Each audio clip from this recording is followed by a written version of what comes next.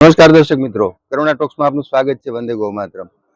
દોસ્તો, સામાન્ય રીતે આપણા મનમાં એક એવી ઇમેજ હોય છે કે બેંકોની પ્રવૃત્તિ શું, તો આપણા પૈસા ડિપોઝિટ કરે અથવા તો આપણે લોનની જરૂર હોય તો આપે, એટલે ટૂંકમાં આર્થિક વ્યવહારો કરે. આપણા મનમાં ખાલી આટલો જ ખ્યાલ છે બેંકો વિશે. પણ આજે હવે દુનિયા બદલાઈ ગઈ છે. એટલા માટે કે પર્યાવરણ જાગૃતિ જેમ જન જન સુધી પહોંચી છે, એમ આ પ્રકારના જે સંસ્થાનો છે ત્યાં સુધી પણ પહોંચી છે. અને બેંકો એ દિશામાં પણ બહુ મોટું કામ કરી રહી છે. ખાસ કરીને સદભાવના વૃદ્ધાશ્રમની જે વૃક્ષારોપણની પ્રવૃત્તિ છે, જે મિયાવાકી જંગલોનું સર્જન કરે છે, તો એમાં એચડીએફસી બેંક બહુ મોટું નામ છે, કોઈ પરિચય આપવાની જરૂર નથી. એચડીએફસી બેંક દ્વારા અનેક જગ્યાએ આ પ્રકારની પ્રવૃત્તિમાં, ખાસ કરીને મિયાવાકી જંગલોના સર્જનમાં બહુ મોટી ભૂમિકા, મોટું ડોનેશન આપ્યું છે ને બહુ મોટું કામ એ દિશામાં થઈ રહ્યું છે. આ વાત હું એટલા માટે કરું છું કે એચડીએફસી બેંકના બે ઓફિસરો, બે અધિકારીશ્રીઓ મારી સાથે અત્યારે સ્ટુડિયોમાં ઉપસ્થિત છે. અવધ માંકડ સાહેબ અને નિધિપ જોશી સાહેબ રાજકોટમાં બંને ફરજ બજાવે છે, અને એ આપણી સાથે વાત કરશે કે બેંકની જે પર્યાવરણની એ સિવાયની જે સોશિયલ રિસ્પોન્સિબિલિટી હોય છે એ કયા પ્રકારની નિભાવે છે. સાહેબ, આપનું સ્વાગત છે. નમસ્તે. માંકડ સાહેબ, સૌથી પહેલા મારે આપને પૂછવું છે કે લોકોના મનમાં એક એવો જ ખ્યાલ છે, મેં જેમ પહેલા કીધું એમ, કે બેંકો એટલે આપણા પૈસા જમા કરે, આપણને વ્યાજ આપે, લોન આપે, આર્થિક સિવાય કોઈ વ્યવહાર નથી કરતી. આજે દ્રશ્ય બદલાઈ ગયા છે. થોડી એ વાત કરી દો કે બેંક એટલે ખાસ કરીને એચડીએફસી તમારી બેંક છે, જે તમારી એક્ટિવિટી છે સોશિયલ રિસ્પોન્સિબિલિટીની, એ કઈ કઈ હોય છે? બેંકમાં સોશિયલ રિસ્પોન્સિબિલિટીનું કામ થતું જ હોય છે, દરેક બેંકમાં થતું હોય છે. પણ રાજકોટ લેવલે કે ઇન્ડિયા લેવલે એચડીએફસી બેંક જે કાર્યરત કરે છે, એની અંદર અમારી ગુડ કામની અંદર અમે બ્લડ ડોનેશન કેમ્પ છે એને અમે બહુ મોટા પાયે દર ડિસેમ્બરમાં કરીએ છીએ. અને ટ્રી પ્લાન્ટેશન અમે છેલ્લા માનો 3-4 વર્ષથી ચાલુ કર્યું, વૃક્ષારોપણ. એની અંદર હું તો આભાર માનીશ પહેલાં તો સદભાવના વૃદ્ધાશ્રમ અને એની ટીમનો, વિજયભાઈ ડોબરિયા સાહેબનો અને એમનો, કે જ્યારે અમે શરૂ કર્યું ત્યારે અમે નાના પાયે શરૂ કર્યું હતું. એમ કહી શકાય કે રાજકોટમાં અમે 5000 વૃક્ષોથી શરૂ કર્યું, જે અમારે ઇન્ડિયા લેવલે ઘણું કહેવાય. 5000 વૃક્ષો વાવ્યા હતા ત્યારે. પછી અમે એને મોરબી, જે આ પ્રદૂષણ સૌથી વધારે છે, ત્યાં અમે 20000 ટ્રી પ્લાન્ટેશન કર્યું. પછી ગાંધીધામ અને હવે એક જામનગરની અંદર પણ આવો પ્રોજેક્ટ મોટો ચાલુ કર્યો છે. આનાથી બેંકનું CSR થતું થાય અને બેંકના સારા કામોમાં એનું નામ આગળ વધે. ઇન્ટરનલી અમને એઝ અ ગ્રાઉન્ડ લેવલના કર્મચારીઓને એકદમ આનંદ મળે. વૃક્ષારોપણનું કામ કરવાથી જે આનંદ મળે, કે બ્લડ ડોનેશનથી જે આનંદ મળે, એ સૌથી વધારે મોટો આનંદ છે. એના માટે અમારે સદભાવના વૃદ્ધાશ્રમ તો છે જ આગળ પડતું વૃક્ષારોપણ. એ તો એટલું બધું કરે છે કે એટલું આપણે પહોંચી જ ન શકીએ. કોઈ પહેલાની જરૂર નથી એના માટે. જી જોશી સાહેબ, ખાસ કરીને મિયાવાકી જંગલો, સદભાવના એક સરસ કન્સેપ્ટ આપ્યો છે. મૂળ તો એ જાપાનીઝ કન્સેપ્ટ છે. અને જેમ એક ગામ હોય એમાં 15-20 જ્ઞાતિના લોકો રહેતા હોય, એક શહેર હોય તેમાં 200 સમાજના લોકો રહેતા હોય, બધા સાથે મળીને રહેતા હોય, જે આપણી સામાજિક સમરસતા છે, એ જ પ્રકારની વૃક્ષોમાં પણ સમરસતા છે. 50, 25, 50, 100 કુળના વૃક્ષો એક સાથે વાવે ને 30-40 હજાર વૃક્ષો, આપણે જેમ સાહેબે કીધું 20,000 વૃક્ષોનું વન. તો એ પ્રકારના મિયાવાકીમાં એચડીએફસી ની ભૂમિકા બહુ મહત્વની છે. થોડી આપ એના વિશે વાત કરી દો. એચડીએફસી બેંકે, જેમ અવધભાઈએ કીધું એમ, CSR એક્ટિવિટીના ભાગરૂપે વૃક્ષારોપણના કાર્યક્રમો ઘણા કર્યા સદભાવનાને સાથે રાખીને. એમાં બહુ મોટા કાર્યક્રમોમાં રાજકોટની અંદર એક ન્યારા આપણે ત્યાં ગામ છે, ત્યાં પાણી પુરવઠાની ઓફિસની અંદર મિયાવાકી પદ્ધતિથી જંગલો આપણે બનાવ્યા. બીજો એક આપણે મોરબીની અંદર પ્રોજેક્ટ કર્યો. મોરબી પોલીસ લાઇનની અંદર જે આપણને પાછળ ખેડાઓ જમીન આપી હતી, એની અંદર સદભાવનાના સહયોગથી આપણે ત્યાં પણ મિયાવાકીથી જંગલ ઊભું કર્યું. અને ત્રીજો એક પ્રોજેક્ટ બહુ મોટો ગાંધીધામની અંદર આપણે કર્યો. અને એક જામનગરનો ચોથો પ્રોજેક્ટ પાઇપલાઇનમાં છે, કે ત્યાં પણ આપણે મિયાવાકી પદ્ધતિથી ખૂબ જ વધારે વૃક્ષો આપણે વાવશું.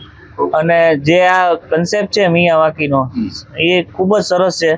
જેમ મોરારી બાપુની કથા થાય અને 18 વર્ણને સાથે રાખીને સમરસતા થાય, એ રીતે ઝાડ બધા સાથે રહી અને બધા ટૂંકમાં જંગલોનું સર્જન થાય. અને આવનારી પેઢીને અને આગામી સમયમાં ઘણા વર્ષો સુધી યાદ રહે કે ભાઈ આ પ્રવૃત્તિ એક કરવામાં આવી હતી.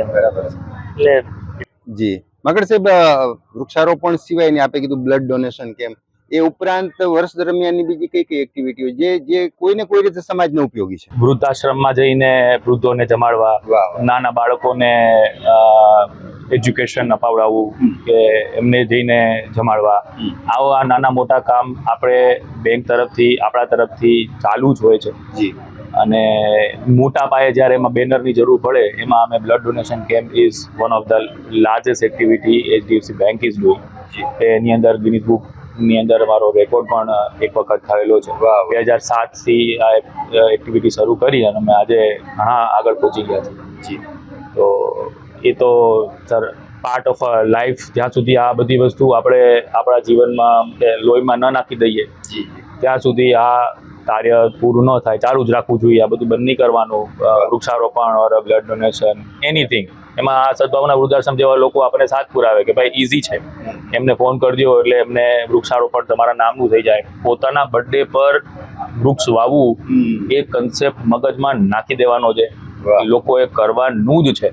પોતાના બર્થડે પર 2500 રૂપિયાનું એક વૃક્ષ વાવવું, it's not that much easy. આપણે કેક લઈ આવો છો 700-800 રૂપિયાની થાય, લોકોને જમવા બોલાવો છો તો પછી 2500 રૂપિયાનું એક વૃક્ષ તો આવી જ શકાય ને. તમને તમારું નામ આપી દે છે.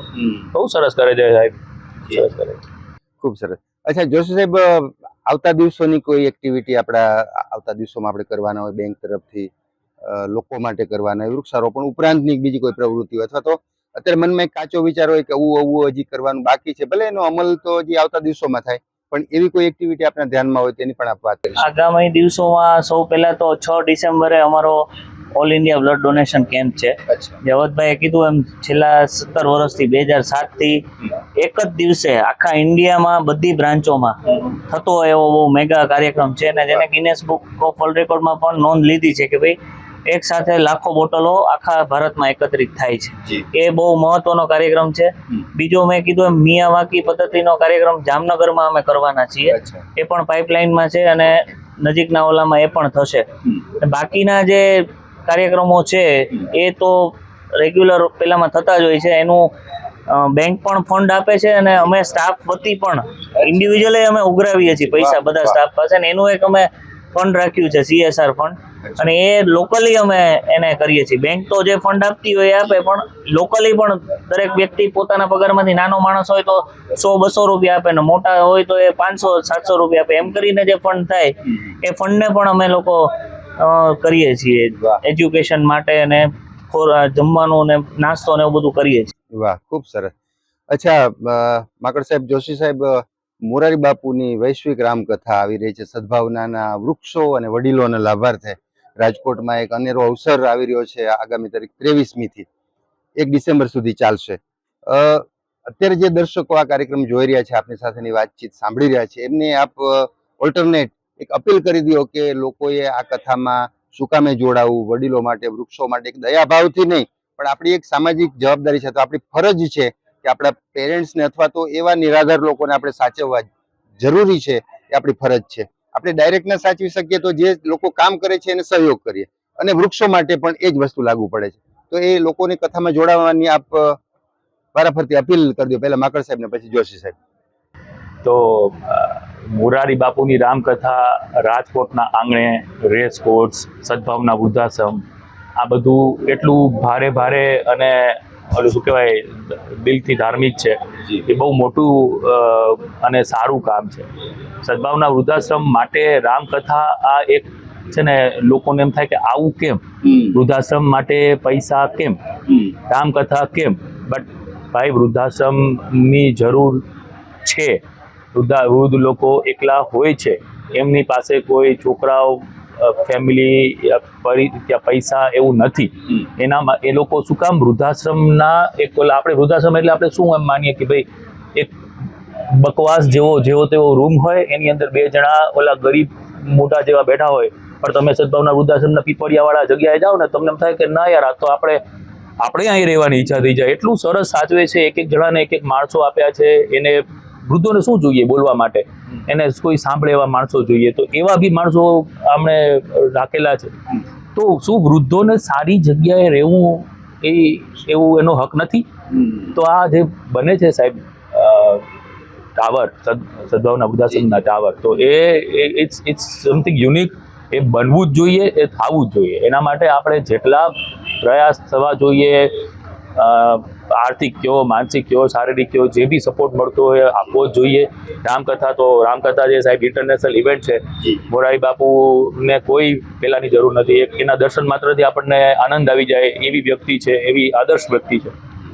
તો બધા લોકો રામકથાની અંદર જોડાય અને તન મન ધન જે બી થઈ શકે એ બધું એની અંદર આપણે આહુતિ આપવી જોઈએ. જી જોશી સાહેબ. આપણે જનરલી એવું માનતા હોય છે કે કોઈ પણ કાર્યક્રમ થાય તો એનો હેતુ માત્ર પૈસા માટેનો હોય છે, પણ મને સદભાવના વૃદ્ધાશ્રમનું એક ટેગલાઇન બહુ સરસ ગમે છે કે અમને માવતર જોઈએ છે. ક્યાં વાત. હવે આ જે વસ્તુ છે ને એ બહુ હાર્ટ ટચિંગ છે. કોઈ પણ સંસ્થા ચલાવવી હોય તો ઓફકોર્સ પૈસાની જરૂર તો પડવાની જ છે. એટલે આપણે એની જે કંઈ પ્રવૃત્તિ છે, હવે આજે હું તમને વૃક્ષારોપણની વાત કરું તો લોકોને ઘણી વખત એવું હોય કે વૃક્ષો વાવવા છે મારે, પણ એનું પ્રોપર માર્ગદર્શન નથી મળતું. કે પૈસા દેવાય હું તૈયાર છું, પણ ક્યાં વાવવા, પછી એનું મેન્ટેનન્સ કોણ કરશે, આવા બધા ઘણા પ્રશ્નો હોય છે. તો સદભાવના છે આ બંને વસ્તુમાં, વડીલોને સાચવવાની બાબતમાં અને વૃક્ષારોપણની બાબતમાં, બંનેની અંદર બહુ ખૂબ જ ઉમદા કાર્ય કરે છે. અને પૂજ્ય બાપુ આ કથા જે કરે છે એના લાભાર્થે કરે છે, તો આપણી એક નૈતિક ફરજ છે કે આપણે જે આપણાથી થાય. રામાયણની અંદર એક વાત છે કે જ્યારે રામ સેતુ બનતો હતો ત્યારે ખિસકોલી હતી ને, ખિસકોલી નાની નાની ધૂળ ઉડાડતી હતી. એમ કીધું કે રામ સેતુ માટે તું કેમ આમ કરે? તો એને એવું કીધું કે મારાથી જે થાય ને હું રામ સેતુ માટે મદદ કરું. એટલે આપણાથી જે કાંઈ થાય, આપણે ફૂલની ને ફૂલની પાકડી જે કાંઈ આપી શકીએ એ ભવિષ્યમાં એક વિશાળ એનું ફંડ ભેગું થશે ને એનાથી બહુ ઉમદા કાર્યો થવાના જ છે.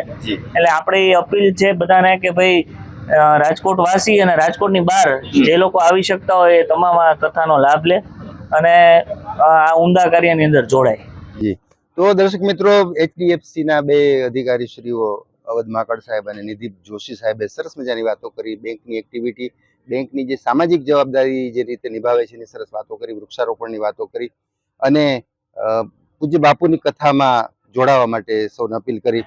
સાહેબ, આપ આપના વ્યસ્ત શેડ્યુલ વચ્ચેથી પણ સમય કાઢીને અમારા સ્ટુડિયોમાં આવ્યા અને આટલી સરસ અમારા દર્શકો માટે પર્યાવરણ જાગૃતિની વાતો કરી, કથાની વાતો કરી, સદભાવનાની વાતો કરી. આપનો ખૂબ ખૂબ આભાર. મિત્રો, ફરી પાછા કોઈ નવા વિષય સાથે, નવા વિષયના નિષ્ણાતો સાથે મુલાકાત કરશું. ત્યાં સુધી રજા આપશો. નમસ્કાર.